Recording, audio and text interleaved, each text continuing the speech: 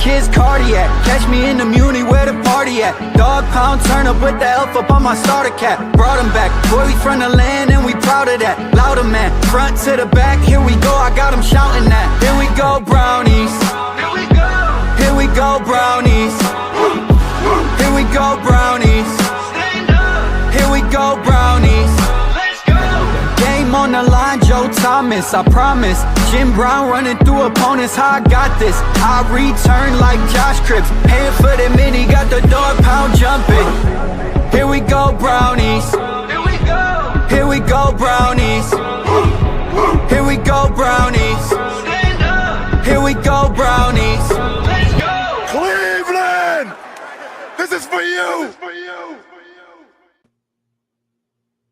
Well, everyone, welcome to another edition of the Here We Go Brownies podcast from downtown Cleveland, Ohio. Tonight, we're going to have a jam-packed show. Allie is on sabbatical this week. She's in Vegas. Rough life, right? We all have full-time jobs, so she's out in Las Vegas with her company. But Russell Johnson with the National Football High School Hall of Fame is going to join us to talk about all the amazing things that are going to be happening down in Canton this weekend. And we are going to be blessed enough to have Tim Couch, one of those inductees that will be coming on here in a few moments to talk about him being inducted, his time with the Browns, and just catching up with him. It's been a hot minute since he's been in Ohio, but, you know, he's down there in Kentucky. But first time he's been up here in a while. But real quick, we're going to give a quick shout out to our sponsor, Mr. Hero.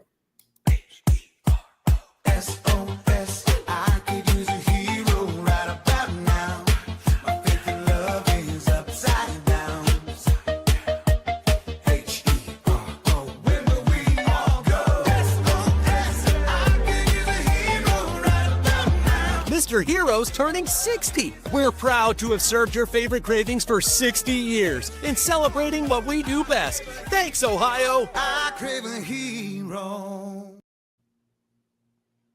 Mr. Heroes. I mean, who doesn't want a Mr. Hero sandwich, right? 60 years here in the greater Northeast Ohio. Check them out. We're also giving away a family 4-pack every week. So if you want to not go cook tonight at home or catch it on your way home, just go get that family 4-pack. Look for that giveaway all week. Also joining the show is 92.3 The Fans beat reporter Daryl Ryder. Know him personally, love the guy. But we're going to go ahead and bring him on before Tim Couch joins us. So welcome to the show. Daryl, how you doing? I'm doing good, guys. How are you? Good. How you doing, Daryl? Slow news days for you, Daryl? I just had some breaking Browns news, as a matter of fact. Well, you got a live captive audience. If you want to, I know before Tim comes on here, if you want to share a little bit about our new home of the Cleveland Browns. I know this is breaking news that's been that you just put out there on the waiver wires, but talk to the people what this means for Brook Park. Basically, the Browns are now at the goal line to receive state funding, $600 million of it from the state of Ohio to build that $2.4 billion enclosed stadium in Brook Park. The Ohio Senate passed their budget today that included that $600 million in funding. Why is that significant? Well, you have the governor, the Ohio House, and now the Senate all approving funding for this project. However, each has a different plan to do so. The governor first proposed in his budget to double the gambling companies tax in the state of Ohio from 20 to 40%, create a statewide stadium construction fund from the new 20% in proceeds. And then those monies would be dispersed at a committee's discretion. So if you had a stadium project in the state, you'd have to go to these folks and say, hey, here's what we want to do. Can we get money? Well, the Ohio House said thanks, but no thanks to the governor's plan, and went ahead and just put straight $600 million in a bonds package for the Brook Park Stadium. The Ohio Senate said no to that plan, and Ohio has a $4.8 billion unclaimed property fund that is going to be used. $1.7 billion of that will be borrowed from the fund to create a new sports facilities construction fund for the state of Ohio. $600 million of that $1.7 billion would go toward the Browns Brook Park project. That money would become available February 1st of 2026. So What happens now, because you have 3 different plans, there will be a conference committee. This takes place naturally in the budgetary process, because the Ohio House budget, the governor's budget, and the Senate budget all have differing plans within them, not just for the Brown Stadium. A conference committee will get together. They will sort through the details. We'll get a final construct of how the Browns are going to get that $600 million. But at this point, guys, Brook Park is happening. It would be a stunning development if in conference committee, the entire stadium project gets scrapped. Right. And you know, I've been in politics in my past, as you know, Daryl, and now it goes to that committee. And so you're right. At this point, it's a done deal. It's just a matter of the fine tuning of how they're going to get the money. So it'll be interesting. I do have one question in all your research, and I know states are different. I know there's a sunset clause at which people can claim those unclaimed funds in the account. I'm assuming Ohio is that same way. So this money basically just sits there and gains interest. What is that sunset in Ohio like? If you don't claim your money by a certain time, it just goes into that piggy bank, basically. Yeah, I don't know the specific year, but how it has been explained to me is that after 10 years, the state can, it's called a sheetment, and the state then can escheat that money, which means basically they can take that money and use it for their own purposes. Okay. Now, how this is being put together, I ended up getting a couple bucks back. I went on the Unclaimed Funds website and got a few bucks back. First of all, I don't think that there's going to be $4.8 billion in claims made over, these coming days and weeks. If anything, though, it's a good PSA for folks to check not only for themselves, but any deceased relatives and loved ones. If you're in charge of those respective estates, you can go in and check. But here's the deal. The money that's going to be escheated in January of next year from this unclaimed fund has been sitting there for well over a decade. Right. And it was also explained to me that the state of Ohio does not receive those funds until a couple of years from these, you're talking bank accounts, insurance policies, things like that. Companies usually are sitting on that money for years as well before that money ultimately gets transferred to the state of Ohio. So this really is long lost money that has been sitting there collecting dust for well over a decade. So what they're doing is they're basically saying, since this money is doing nothing for anyone, let's go ahead and take a portion of that, because it's not just the Browns. This has been the challenge for the state. Is the Cincinnati Bengals have requested almost $400 million for their stadium. I know the Cincinnati Reds are amid a planning process for Great American Ballpark in Cincinnati. Currently, the Cleveland Guardians for the next 14 years will receive $2 million from the state of Ohio out of the general fund. That will go, that's going toward paying off the Progressive Field renovation project. So they tried to come up with a solve here that not only takes care of the Cleveland Browns and helps them out, but helps out all the professional sports teams in the state of Ohio. And so this was a very creative way that the Ohio Senate came up with a way to do it without impacting the general fund. Okay. Yep. Because there's a notion that the Browns are stealing money from education programs and other programs that help the unfortunate in the state. That's not what the Senate has done here. So the Ohio House version, you can make that argument because you're talking about $600 million in bonds, which means that money has to be paid back and it has to be financed from the state. And that debt service makes that anywhere from a $1 billion to a $1.2 billion proposition. The other thing that the Ohio Senate is doing is they are holding the Browns accountable for their tax revenue projections. And because they say, hey, they're going to be able to, with this new dome, they're going to be able to generate all these events and create all this new tax revenue. So the state of Ohio is calling their bluff, and they're requesting the team put $50 million in an escrow fund. And if the dome and the mixed-use development complex does not perform up to what the Browns have told them that it's going to, the state now can go into the escrow fund and claw out money each year to balance the books, to make sure the projection meets the state income. Now you might say, well, what happens when that $50 million is exhausted? I'm glad you asked. Another $50 million has to be put into that fund, and this will be over a 16-year process that'll happen. And so basically what the state of Ohio and the Senate has come up with is not only a plan that does not dip into any services or take away or dip into the state rating and bonds and all that kind of stuff. Basically, they're dipping into money that's collecting dust and doing nothing while still being able to pay that money back to folks if there are claims. And then also, too, holding the Browns accountable with essentially a $100 million insurance policy that the tax revenues will match what the Browns have promised. Yeah, and I was just going to add, like you said, going in there and taking the money that had already been there 10 plus years also is not a risk to the tax holders and, the citizens of the state of Ohio at the end of the day, because that is money that's just collecting interest.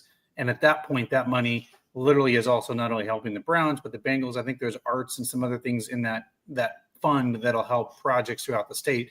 But you're right. The other side was like, you're taking money from grandma, you're taking it from education, and that's clearly not the case. It is money that is already not even in the general fund or a part of any of those allocated funds.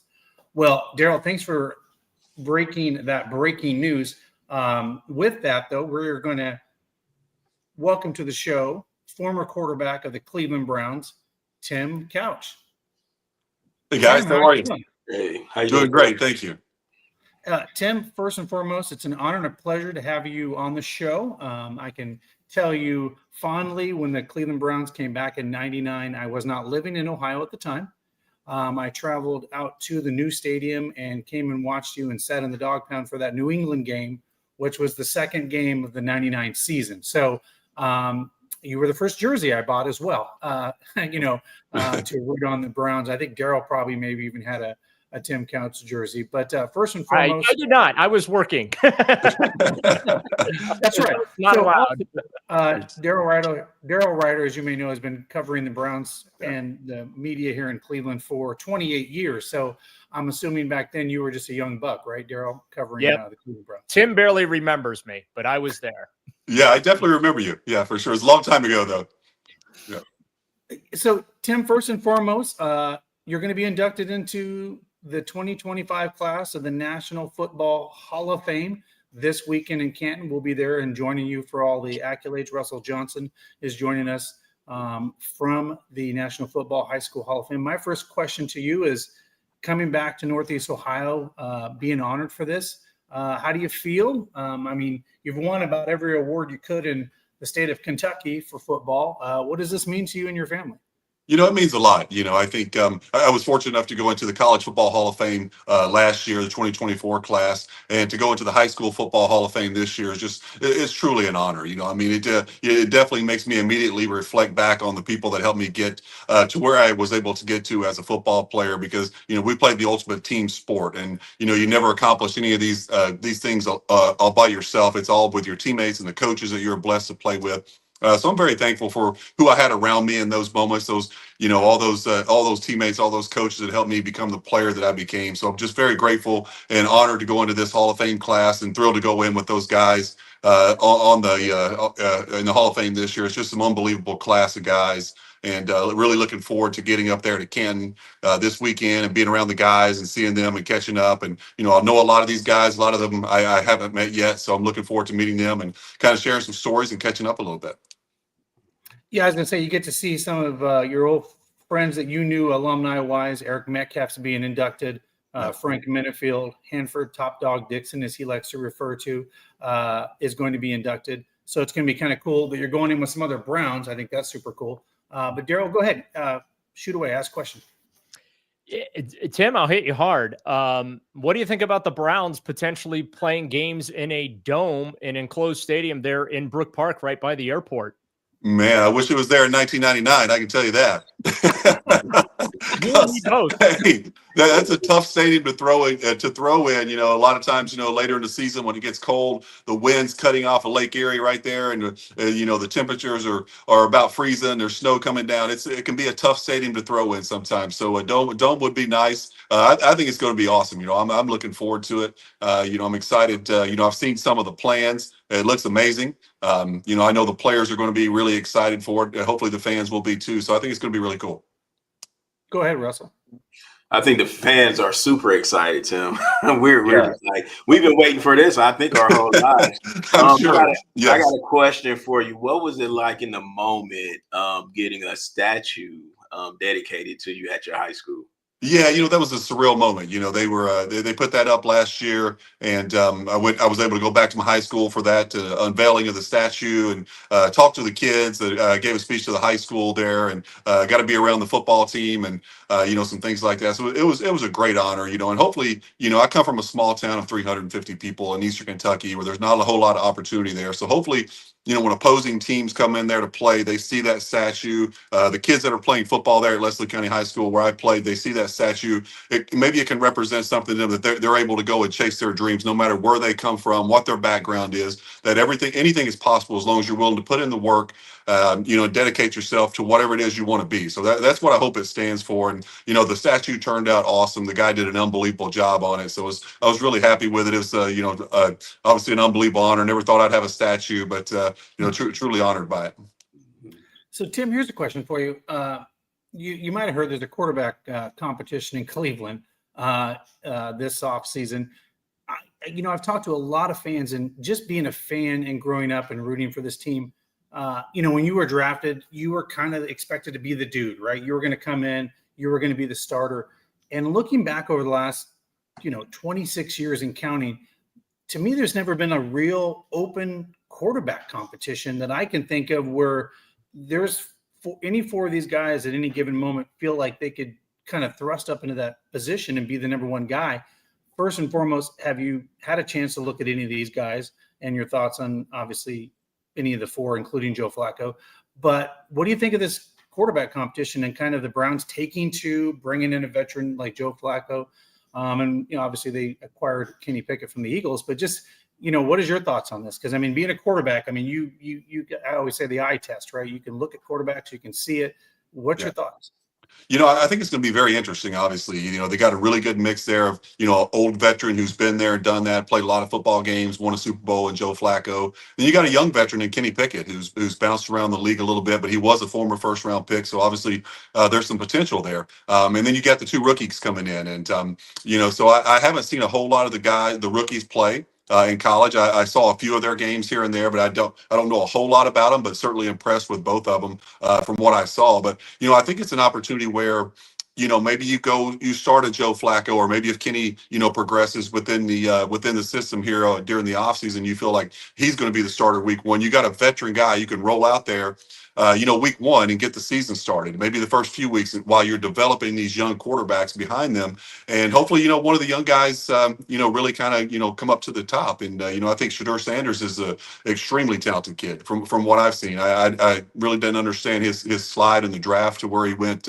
Was it fifth round? I guess it was. You know, I think you know, from what I saw, he has all the skill sets that are required to play the position, and throws the ball with great anticipation, great accuracy. He's athletic enough to make some plays, extend plays with his legs. So you know, and what I've seen in you know, just from, you know, the highlights that I've seen on TV and, you know, reading about how it's going in OTAs and stuff like that, it looks like Shedeur is progressing nicely and feels pretty comfortable within the system. So you know, there's some you know, there's potential there. Like you said, there's four guys you can kind of bring along, and you know, the luxury for these rookies is they don't have to play right away. You know, like you said, when I came into the league, it was kind of expected I was going to be, you know, thrown out there on an expansion team when I probably wasn't ready. The team wasn't ready, and I got beat up pretty bad. You know, I think I got sacked over 50 sometimes in that first year, and it you know, that takes a toll on you, obviously physically, but it takes a toll on you mentally as well as a quarterback. So you got some veteran guys you can put in there and bring those young guys along at a slower pace, I think. So I think that's a good thing. So we'll see how it plays out. It's going to be very, very interesting to watch. You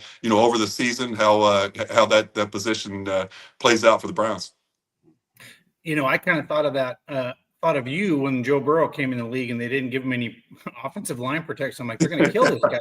He's got all the potential in the world, and if they don't get an offensive line, they're going to kill him. Quick question here from one of our listeners. The question is, who is your favorite wide receiver to throw to? I know that's a tough question, but who is your favorite? And then I'm going to follow up that question and kick it to Daryl.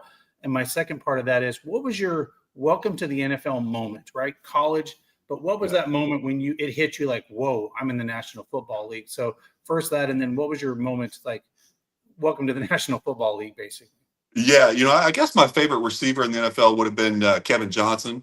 We came into the league together as rookies. He was Donovan McNabb's receiver at Syracuse. Really good football player. And we just kind of were two young guys coming into the league together, kind of figuring it out. They threw us right out there, and we were both kind of starters pretty much immediately. So, I felt really comfortable with Kevin. Kevin was a great player, had great hands, very trustworthy, productive receiver for us, for over 5 or 6 years there, however long he was in Cleveland, really good player. And I guess my welcome to the NFL moment would have been probably that opening game. I didn't start the game. Ty Detmer started the game when we played the Steelers, the first game in the Browns' new stadium, and they were just beating us to death. It must have been, I don't know what it was, 35-40 to nothing. And Coach Palmer looks at me and says, "You're in." And I'm like, "Oh man!" So of course, I go in and do something stupid on the first play, throw an interception, and I go over to make the tackle, and Joey Porter and Levon Kirkland, all those dudes they hit me so hard, I ended up under the Steelers bench over there, and they're just over top of me, telling me, screaming at me, saying words I can't repeat on here. But that was probably my welcome to the NFL moment. So yeah, and the Steelers, of course, the rival, right? They're like, yeah, we're going to show this rookie. Go ahead. Oh yeah. Yeah. Tim, how grateful though are you that you didn't come up in this particular era of social media where every little thing you do in practice or in your personal life or in a game that gets caught on camera is so scrutinized. And the reason I ask you that is, today we spoke with Joe Flacco and he joked about, you're not going to get him on TikTok doing any dances and things like that. And Shedeur Sanders, obviously, he's a lightning rod as far as the social media attention goes. He's so popular that every little thing he does, people can't get enough Shedeur Sanders content. So how, I guess, relieved are you that, because I remember some of those times that were tough on you, right? But there wasn't the social media presence to even add more weight to your shoulders. Yeah, I think you're exactly right. It's a whole different world that these players have to navigate now with the social media. It's a whole added layer of pressure that wasn't there for us older players back in the day. We just we certainly dealt with pressure from fans and the media or whatever. But now it's like every time you pick up your phone and you've got any social media apps on there, you're probably seeing things about you, things being said about you, whether it's good or bad. And so it would be very tough. I think I probably would have kept those social media apps off my phone if I was playing today, just because there's already enough pressure there built in with the position. Playing quarterback in the NFL is one of the highest stress positions, highest that you can do in professional sports. So to add the social media piece to it, I think makes it so much tougher. And I give those guys kudos. Some guys handle it really, really well, and they embrace it, and they just kind of lean right into it, and the good and the bad. And then I think there's some other guys who weren't really comfortable with it, and I probably would have been one of the guys who wasn't very comfortable with it. I'm still not very comfortable with social media today. So, so I probably would have stayed away from it at that point, but I am certainly glad I didn't have to deal with it back in the day. Go ahead, Russell. Going back through your draft process, where do you think, in your mindset, where do you think you were going to get drafted? And at what point did the Browns organization communicate that you were going to be the first pick overall? Yeah, I had a pretty good feeling it was going to be the Browns. I had a couple private workouts with them where Coach Palmer and Dwight Clark and Carmen Policy, they and Mr. Lerner, they came here to Lexington to work me out at UK's facility, and had a really, really good workout for them that day. And then we went to dinner afterwards and just kind of hit it off with those guys and really, bonded with them really well. So I felt comfortable that the Browns were going to take me. But it's the draft is a crazy thing. It was never sure until right before the draft. I actually ended up signing my rookie deal there at Madison Square Garden, because the Browns had said whoever they draft, whether it be me or Donovan McNabb or Ricky Williams or whoever it was going to be that year, that they didn't want to hold out, because remember back in the day, guys would come in, they would hold out and they'd restructure, they'd want to do their deals, and so they wanted the guy out there day one instead of a rookie holdout. So I ended up signing the deal right before the draft. So I literally found out just before I walked out on stage that they were actually going to do it. And obviously a dream come true, man. It's to go and your dream was always to be an NFL quarterback, to make it to that. But I didn't care how I got there, whether I just wanted a shot to be in the league. So to come into the NFL as the number one pick, man, it was overwhelming. It was life changing. It was an unbelievable moment for me and my family. One that I certainly never forget. I can remember it like it was yesterday, being back in the green room with the family, just all the emotions, all the hard work, all the years of, sacrifice and dedication and playing through injuries and everything like that. And it's just like kind of comes into that one moment where you walk out on the stage and you get that jersey from the commissioner, and, you're an NFL football player, and going to, a franchise like the Browns. I was so excited to get to Cleveland because, they'd been out of the league for 3 years, I guess it was. They came to Ravens, and this was their first year back. So I was kind of the first player, in the new franchise drafted. And, I was so excited to be a part of that organization. It was tough being on an expansion team and kind of taking the hits and those kind of things. But I was so glad to be there. I really didn't care. I just was so proud to be an NFL quarterback and having an opportunity to start for an NFL franchise. And it was, I loved it, man. I really did. I loved my time in Cleveland. Yeah, I know you came back last year and you got to smash the guitar. That was a moment you got to come back and do that, which is always fun for former players. We'll get you out of here on a couple questions, Tim. First and foremost, some people are asking in the comments, this is one of the moments that I remember so much, but what was your biggest highlight moment in the NFL with the Browns? And for me, the Hail Mary against the Saints, where I always say the Browns have lost games in the last seconds and they've won games in the last seconds because it's not over till it's 0-0. But what was your favorite, highest moment in your NFL career? And then second, a lot of people that are just catching up with you, what are you doing now in your life? And, what's Tim up to these days?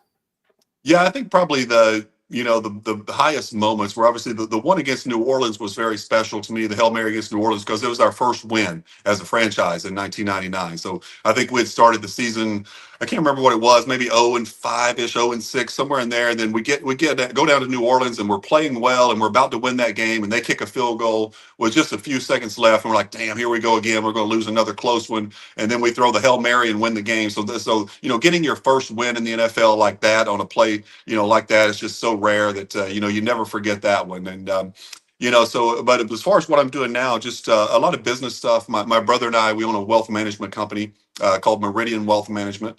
And I do some other types of investments and things like that too. I have a bourbon company now in Kentucky that we just started a couple years ago called Limestone Farm. So, just kind of dabbling in some different business stuff. But, the financial business is what keeps me busy most of the time. And I spend a lot of time out on the golf course and with my two kids. My oldest son, Chase, he plays college football at Holy Cross up around the Boston area in Worcester, Massachusetts. And then my youngest son is just a freshman in high school. So he's playing football as well. So we're doing the camp circuit and those things this summer and staying busy. So yeah, just doing some business stuff, staying busy with my family, and just living life.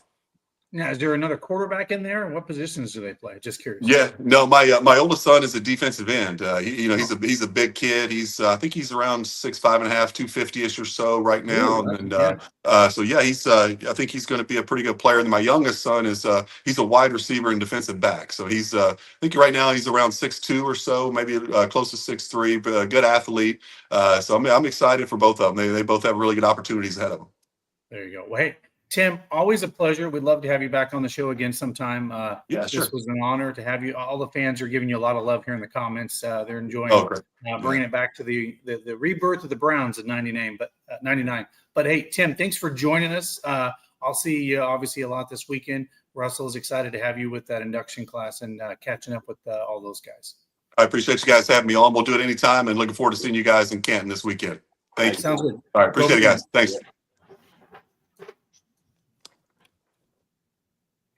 Well, that was Tim Couch, former quarterback of the Cleveland Browns. Daryl, that's fun catching up with guys like that that we haven't seen in a while, right? I have childhood memories of watching him and the rebirth of the Browns, because I think we were just clamoring to have a football team and any kind of person that we could enjoy and watch play football. And I mean, he was that was the guy I went to go see, like I said, in that second game. But Daryl, let's shift gears a little bit. You were out at camp today, second day. I know before I even told you this, but Rich Eisen gave you a shout out today. You probably don't even know this yet, but Rich Eisen gave you a shout out via Twitter that you broke the Dylan Gabriel was taking 11 on 11s today. So Rich Eisen gave you a personal shout out today. So kudos to you. But just curious, what was, a couple days in the books now, and we all know this, it's like over glorified. People are keeping stats at every one of these, how many, their completions are it's getting a little crazy, but give us your straight slant. You always do, Daryl. Like what's your analysis so far? Yeah, it's an interesting process that Kevin Stefanski is going through right now with these quarterbacks, what he's putting them through. I kind of feel like I said this with our afternoon show earlier. I feel like they're protecting Shedeur a little bit. Like I feel like they see the talent there, and they want to make sure they don't put the cart before the horse and have him do or expect him to do too much too fast. He did get some reps today with the twos on offense there, but he's not gotten any reps with the first team offense. I have been fascinated that Dylan Gabriel, these first two practices here in the minicamp, has received those first team reps. And I got to be honest with you, I think he's a better 7-on-7 quarterback than he is 11-on-11. And I say that he did have a good 11-on-11 period today, but most of his success has come in the 7-on-7 drills. And football's not played 7-on-7. So I still have concerns about the height thing with him. And I know that's grossly unfair to pick on a guy just because he's not over 6 feet tall, but I do feel like that it is relevant. Joe Flacco got a couple of reps today, didn't get any team reps yesterday. That is all by Kevin Stefanski's design, and I get it. He's 40 years old. There's nothing for him to prove. You know what you have in Joe Flacco, right? So you might as well use your practice time to really take a look at Dylan Gabriel, Shedeur Sanders, and of course, Kenny Pickett as well. So that's what Kevin Stefanski's doing. I think that he's done a real nice job being efficient with practice time. He has put Kenny and Joe on one field and then moved Shedeur and Dylan onto the other field and run drills. Today they did, I call it double barrel handoff drills. Where they used one field, they had one offensive line here with two quarterbacks and another offensive line next to them and they handed off. They worked on the handoff drills. One side would go, then the next side would go, and then the next side. Yeah, I mean, it was a real efficient way of operating. So I think in that regard, Stefanski's doing a nice job, but it's entirely too premature to tell you who I think is going to start. I have my own preconceived notions, but I don't know that my preconceived notions are actually going to become reality. I have my own personal opinion about what they should do. Doesn't mean that's going to become reality either, but it is, you can definitely feel the intensity as far as the attention being paid to these quarterbacks during these practices. And if you think it's bananas now, just wait until training camp starts at the end of July, when every practice is really going to start to matter, because at some point the reality is they're going to have to pare this competition down. Somebody's going to have to be voted off the island, and they're going to have to pick a starting quarterback at some point. I agree. Just going to give a quick couple shout outs to some of our sponsors. Obviously, Stadium Mustard, if you don't have it, you need to have it. Pick it up at any of the Northeast Ohio locations at a grocery store, or order it online at stadiummustard.com. Another shout out to our friends over at We Bleed Ohio. That's right. That's where you can get official merch for the Here We Go Brownie Show, plus a lot of cool basketball, baseball, football themed of all your favorite teams in Northeast Ohio. And then, of course, a big shout out to our friends over at City Barbecue. They're going to be supplying all the players this weekend at the National Football High School Hall of Fame with some amazing barbecue. But check them out. They have 6 Northeast Ohio locations. I mean, who doesn't love some amazing barbecue? Yeah, I mean, Daryl, I have my preconceived notions. If you want to win football games, you're probably rolling out with Joe Flacco, and one of these rookies is going to go to the top. But you hit on something to me that was very interesting about Dylan Gabriel, and I've been of this opinion for quite a few years now. The fact that Kyler Murray plays for the Arizona Cardinals at his height, and I don't like it. I saw a playoff game where he just got destroyed and demolished and they took advantage of his size and in that playoff game, and it just neutralized. And I think he's a much better baseball player, and I think he should have taken the contract with the Yankees and went and played baseball. I mean, he's a phenomenal baseball player. Some would say he's better at baseball than he is football. And at the NFL level, the speed of the game is so much quicker and it's so much faster, and you've got to get that ball out. But just with that said, you said the lightning rod of camp. You're out there. How much more? I mean, and you're out there every, OTA, mini camp, training camp. How much more of a national presence is out at camp, that we can't see boots on the ground of national media that's there dissecting every little thing like yourself out there and looking at it? Like, what does that look like even this early in June from a national media standpoint that's out of camp? Well, for rookie camp, ESPN had sent Kimberly Martin out to cover that. There's a reporter from Yahoo Sports that's out there, was out there the last 2 days, but it has, thankfully, it hasn't been an avalanche of national media descending upon Brady. Because let's be honest about it, outside Shedeur Sanders, the Cleveland Browns are not a compelling national story right now. The reason why the Browns are relevant in a national scope is because of Shedeur, right? And so I would anticipate that unless he wins the starting job, which I don't think is going to happen, I think that the national attention as far as them putting boots on the ground here in Cleveland is going to be right on par with what it usually is during training camp. So, which is by the way, perfectly fine by me. But yeah, I mean, look, Shedeur is, he's the most popular rookie in this rookie class, even though he's a 5th round pick. I believe he's still leading jersey sales among rookies in the National Football League right now.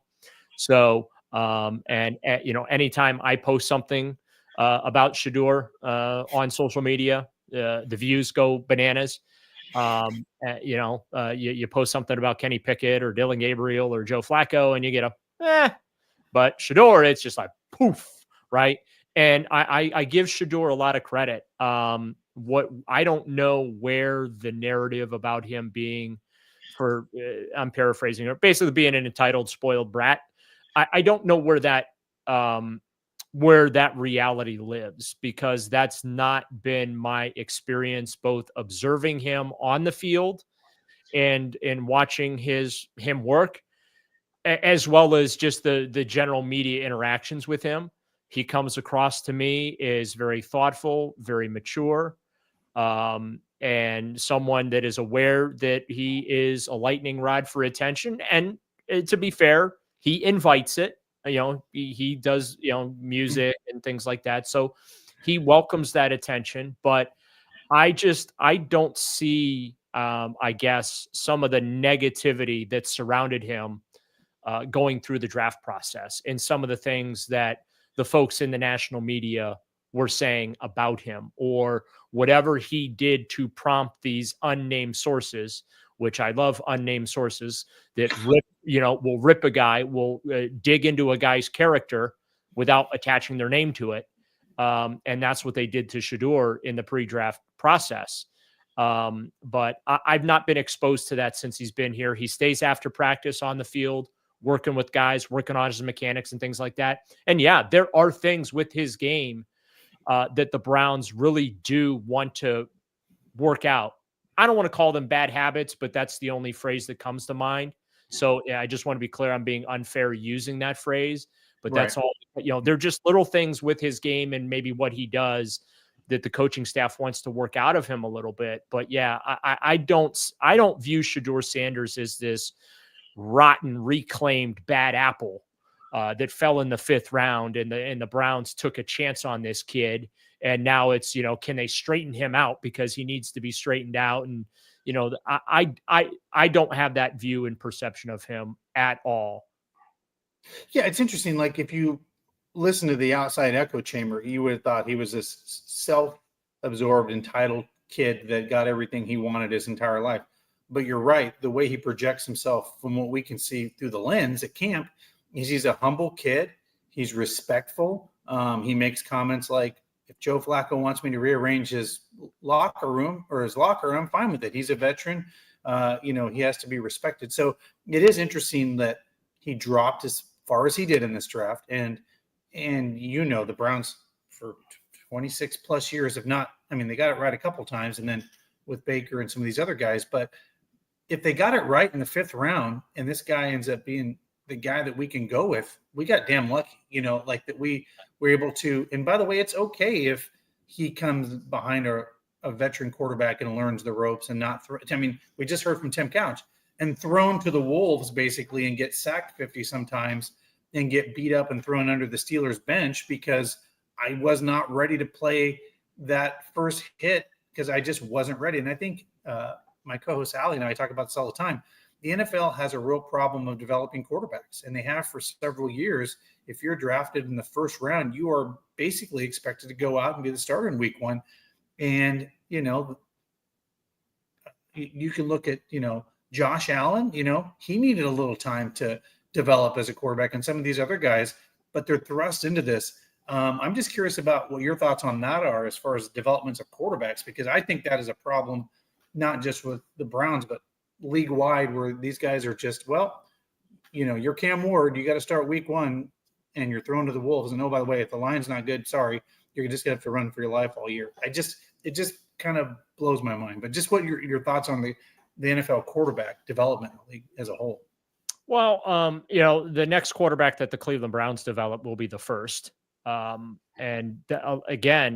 unfortunately for them, just look at Tim Couch as the poster child of that.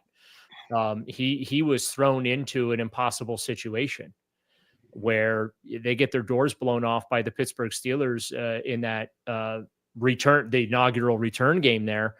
And Carmen Policy and the front office freaked out and benched Ty Detmer and threw Tim Couch to the wolves. And it's a shame. They ruined his career. They really did.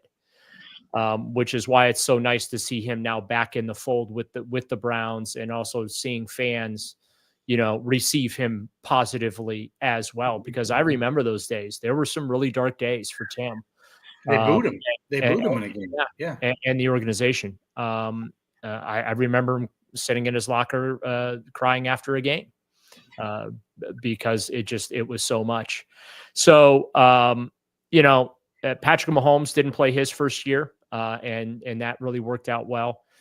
And that's why I think it's important they don't play Shedeur. Because he's not ready.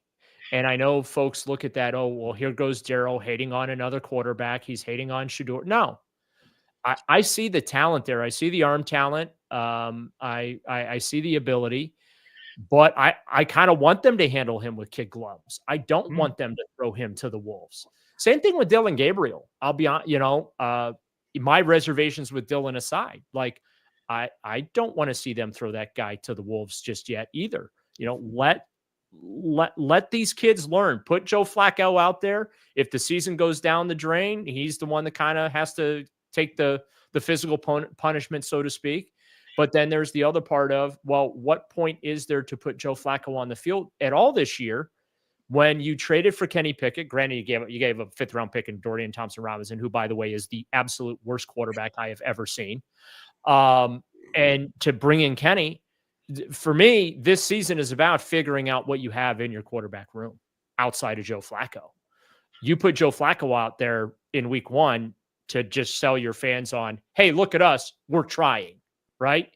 But if you put Kenny Pickett out there, that is let's see if this kid's got something.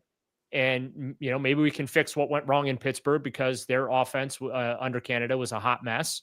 He does show the ability to play some ugly football, but he has 6 come from behind wins with the Steelers.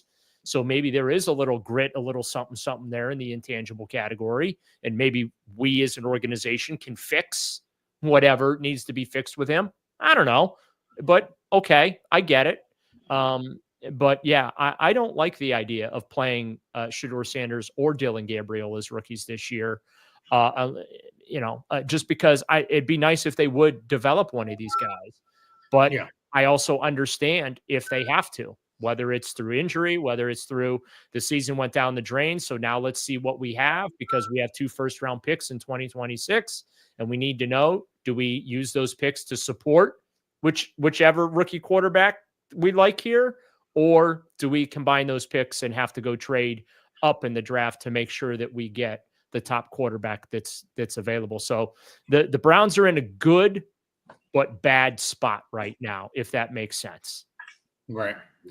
Quick shout out to some of our sponsors, True Fan Travel, guys. That's right. The Browns are going to London this year. First away game across the pond in many years. Check out True Fan Travel to book that. They're also doing a bus trip to Detroit and also to Las Vegas. That's right. The Browns are going to Las Vegas 2 years in a row.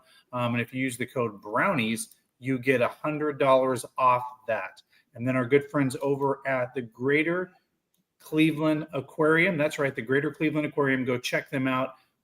They got the Shark Tank over there, all the wonderful things that you can do over there, and enjoy that. And then our good sponsors and friends over at Lady Caroline. That's right, Lady Caroline. It's already out on Lake Erie, taking wonderful trips. By the way, Lady Caroline has lunch and dinner cruises. You can also book it for private cocktail parties or things for your business. But we're actually going to be doing a Here We Go Brownies cruise that'll be coming up. And then another shout out to our great friends over at Primetime Sports. That's right, Primetime Sports. That's where we're going to be doing the signing with Tim Couch and some of those guys at the Belden Village this weekend. All those other players will be there. And then, of course, they are going to have Will Howard down in Hartville on Saturday. So a lot of stuff going down in the Canton area. Will Howard will be back in town. Unfortunately, he went to the Pittsburgh Steelers, but we still love him because he won a national championship with the Ohio State Buckeyes. But, of course, those are going to be with Primetime Sports at their Belden Village store. Russell, go ahead and ask a question real quick of Daryl. Oh, yeah. You kind of answered the question I have for you, Daryl. Like, this is a no-win situation right now for Shedeur and Dylan Gabriel, knowing that they might not get enough playing time this season and where we have the draft picks for next season.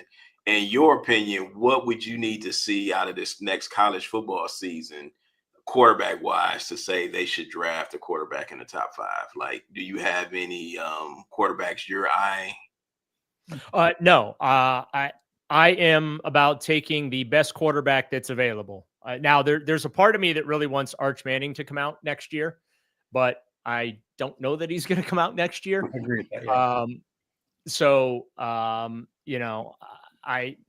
My thing is the Browns need to position themselves to get the best quarterback in next year's class. They got to keep taking swings at this thing.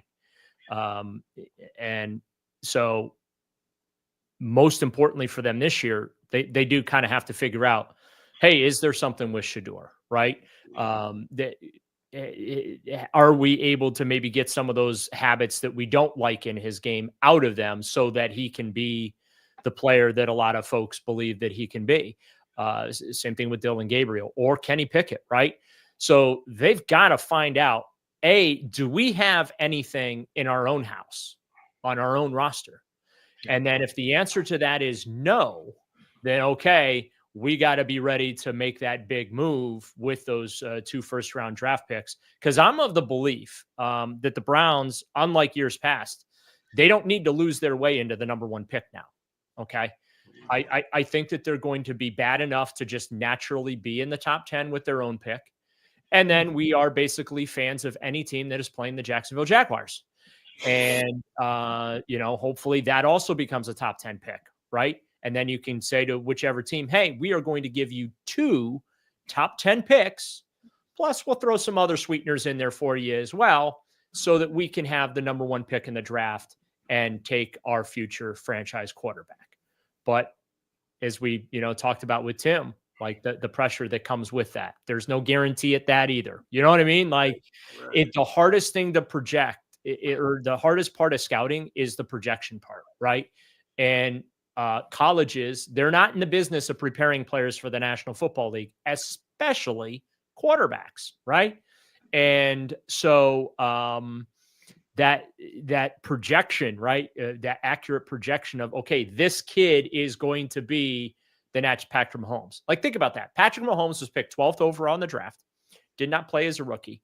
And I don't think that there was a soul that was like, oh yeah, this dude's going to like make 6 Super Bowls, win 3 of them, and be like the highest paid player in NFL history, right? I don't think anyone thought that of Patrick Mahomes. Josh Allen. It took Josh Allen 3 years to become the threat that he is. And then ultimately, obviously, last year he won the NFL MVP. Good for him. But I remember the debates we had. But Is it Baker? Is it Josh Allen? Is it one of these other guys, right? So it's so hard. Nobody projected that Josh Allen was going to turn into the player that he is. So that's really the hardest part of this thing. I can't look, if I could, I'd be working for the Browns. I would have fixed this years ago. I'm often wrong. I remember watching Brandon Weeden. They drafted him. He was like 26 or 27 at the time.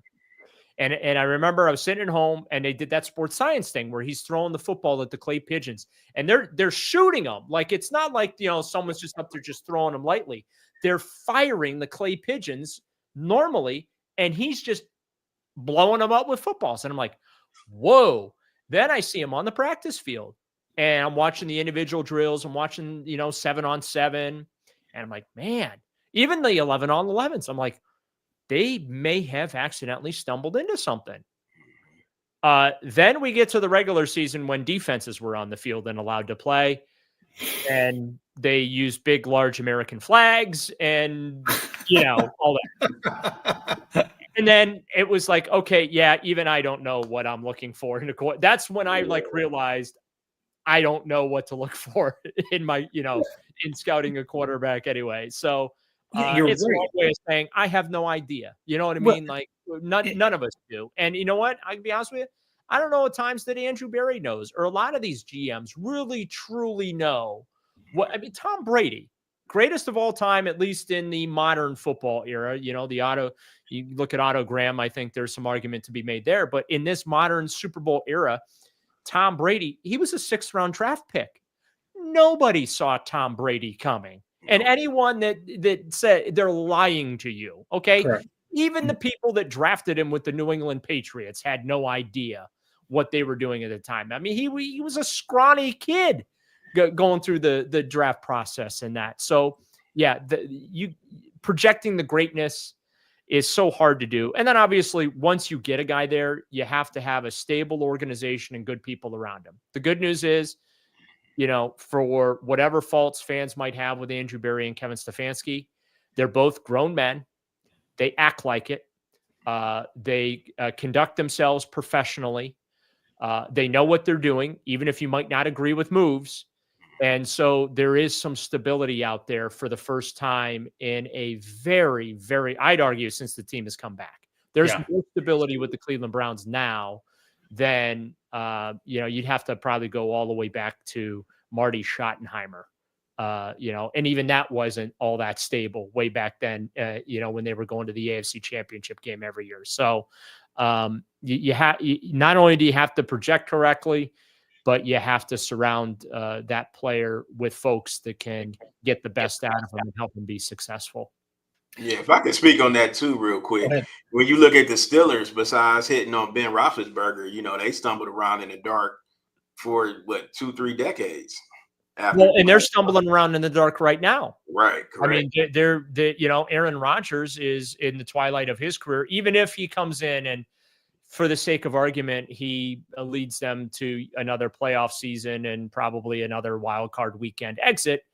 But like that's a patch solution. They haven't, been able to. And I would argue that the greatest sin of the Cleveland Browns in the expansion era was not drafting Ben Roethlisberger. Absolutely. That was the greatest sin. Yeah.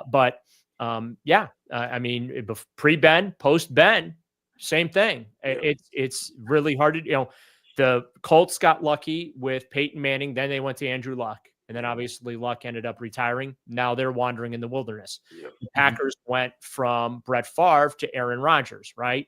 And then they went to Love after that. Continuity at quarterback. I remember the San Francisco 49ers growing up, right? You had Joe Montana, Steve Young. Steve Young was waiting in the wings. Finally, Montana, they move him out of the way. And then Steve Young, going from one guy to the next is very, very rare. Right. You know what I mean? Miami Dolphins, Dan Marino. They have played as many quarterbacks as the Cleveland Browns have, right?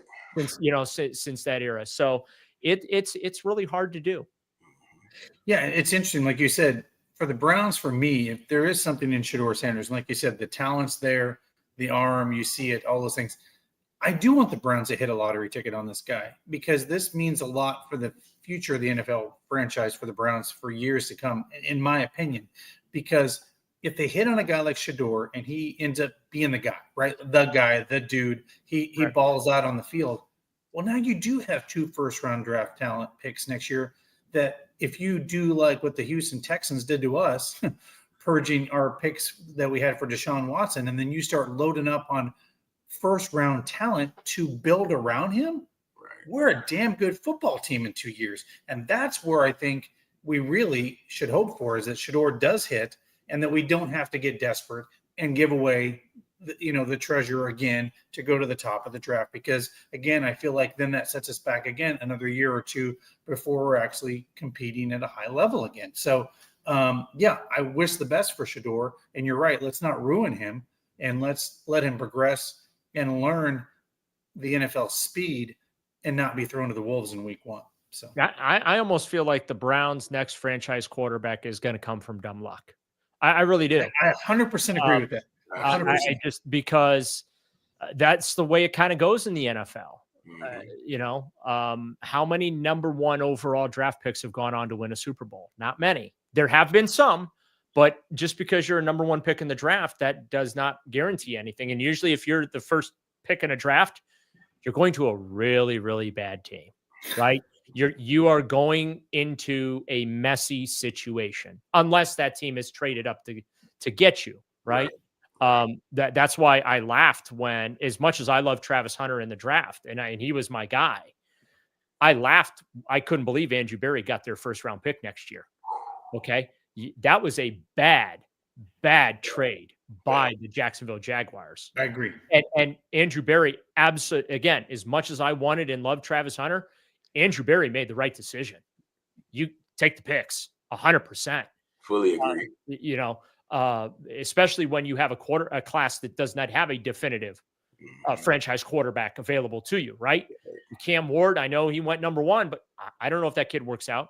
Shedeur Sanders went, thought he was going to be a top 5 pick. He ended up going in the 5th round. I don't know if he's going to work out. And again, I'm not throwing shade at Shedeur. I don't know if he's going to work out. Any of these quarterbacks that were drafted this year, don't know if they're going to work out. So I just feel like for the Browns, it's just going to be one of those organic, out of nowhere type of things. And hey, maybe that is Shedeur, right? Because he's a 5th round pick. I don't think it's going to be Dylan Gabriel. I hope I'm wrong. I hope he works out too. I'm not sitting here rooting for or against anyone. It'd be nice if Browns fans, though, could have a player at that position that they could actually buy that jersey and be able to wear that jersey for more than 3 seasons. Right? Definitely. I hate to admit that I have a Manziel jersey. I have a Jeff Garcia jersey. I mean, the list goes on and on and on. But you're right, Daryl. It's about every 2 or 3 years, and you can just switch out the number for whatever that starting quarterback is going to be. But you're right. Like, when you look at this, and I was at the draft, and when I heard that the Browns traded, I said, here's the thing. The Browns are 1 player away, right? I think you keep your pick at number 2 if you're 1 player away in this draft, right? Like if we're like, that's the missing link to get us over the hump to the AFC Championship game or deep in the playoffs. But this team isn't 1 player away. And when the Jacksonville Jaguars call and say, hey, by the way, we really like Travis Hunter and we don't really have a star on our team, and this would be really cool to have him, and we'll give you a first-round draft pick. I'm like, you do it because you're right. You're not a player away, and you're like, you ain't going to be good this year. And by the way, it's going to be really good for us in the future. Yeah, the Jaguars are not a player away, and that was a trade you make when you feel you're a player away. So that was, I think, a pretty significant miscalculation on their part, and again, an excellent job by Andrew Berry to take advantage of that. And when I was earlier talking about the professionalism and the grown men in the room type thing when talking about Berry and Stefanski, if exhibit A of that is the fact that they had agreed to that trade a week before Andrew Berry even held his pre-draft press conference. Okay. That trade was already done. Yeah. And nobody knew about it until the night of the draft. About an hour before the draft began, a little buzz started to circulate. Hey, keep an eye on Cleveland and Jacksonville. They might end up doing something. And then obviously that trade did not get consummated until the Browns, or officially consummated, I should say, until the Browns went on the clock. But nobody knew anything.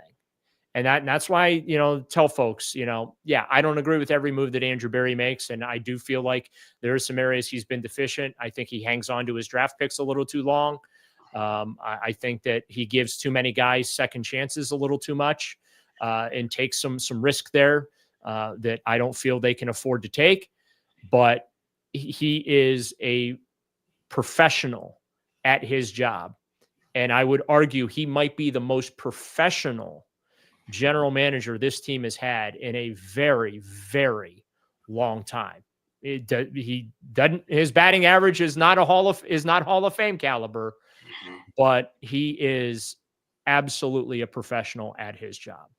Yeah, he's the adult. He's the adult in the room, as I like to say, when it comes to these decisions. Yeah. I can agree with that as well. I think a lot of GMs get lucky, and it makes their resume look better. But I can agree with that.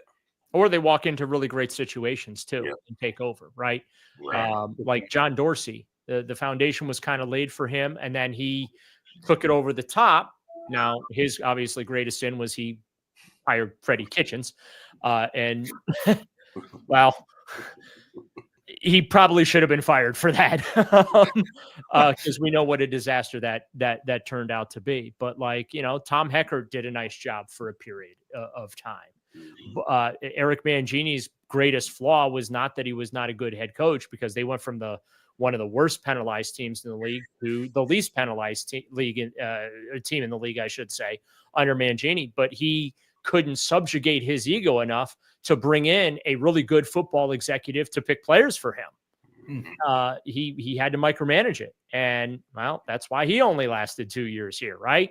Butch Davis, he was handed a pretty good situation. They made one playoff appearance. Right. And then they got into salary cap trouble and they had to burn a house down. And then you had Chris Palmer, who was right about a lot of stuff when it came to actually team building and putting together an expansion team. But as Chris found out, usually when you go to work for an expansion team as their first head coach, the clock is ticking quickly on you to be fired so the next guy can come in and, enjoy the fruits of the pain and labor that you put in to try and put the pieces of the puzzle together. Yeah. Well, Daryl, I know you've had a busy day. I'm going to let you go relax and enjoy some of your evening. I know you've been going all day. Appreciate you coming on. Obviously, everybody can find you on 92.3 The Fan.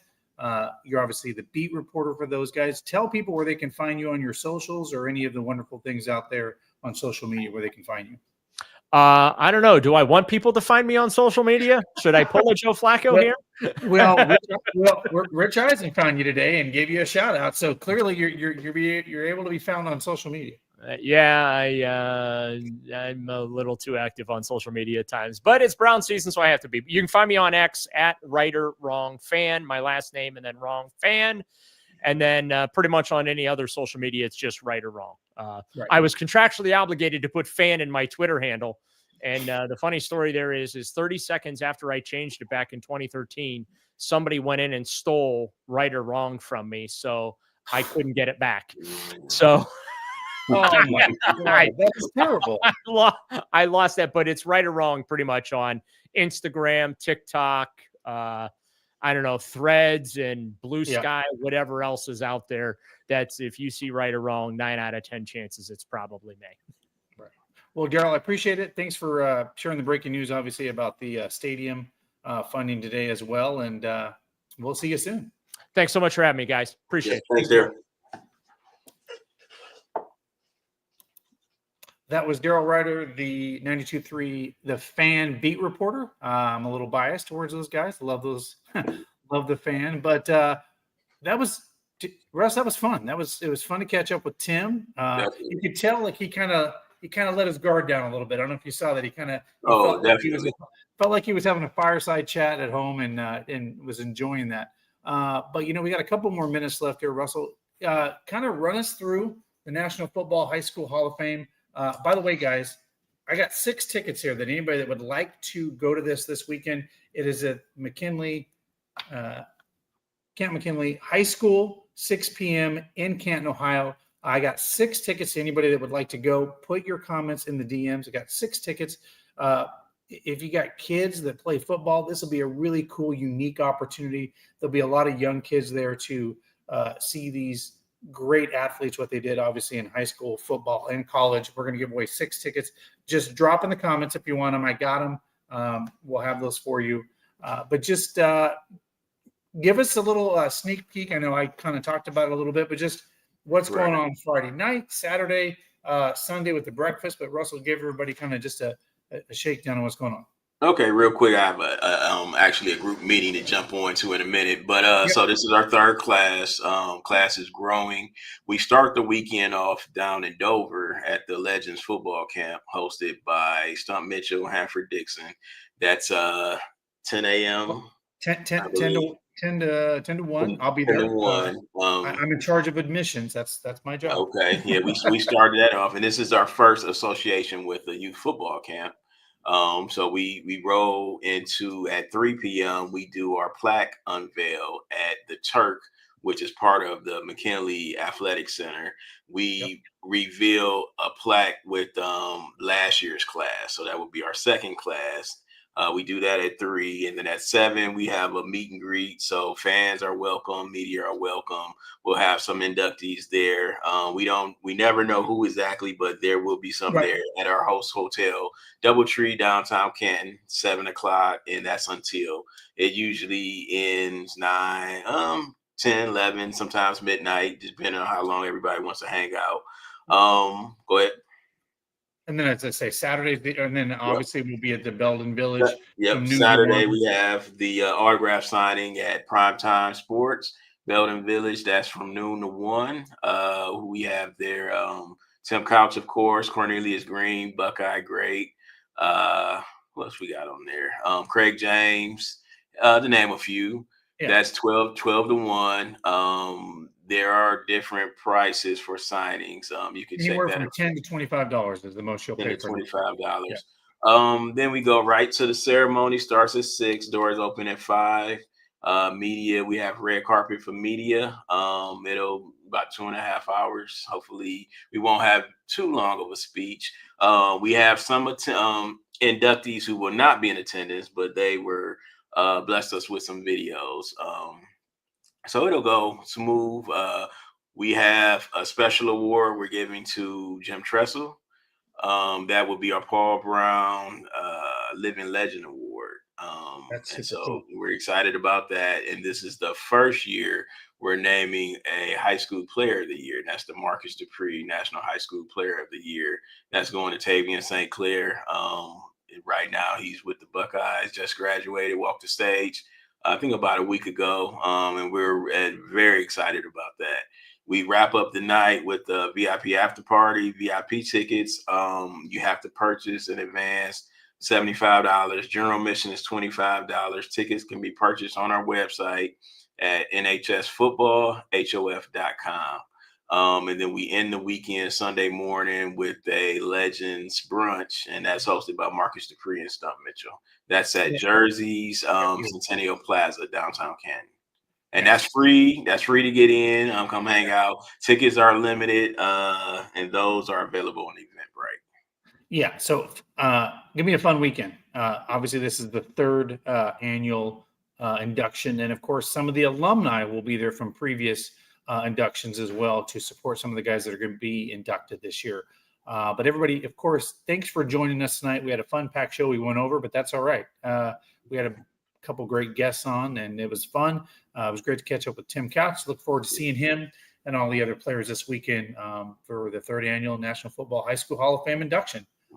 So everybody enjoy the rest of your week, and go Browns. Go Browns. Thanks for having us.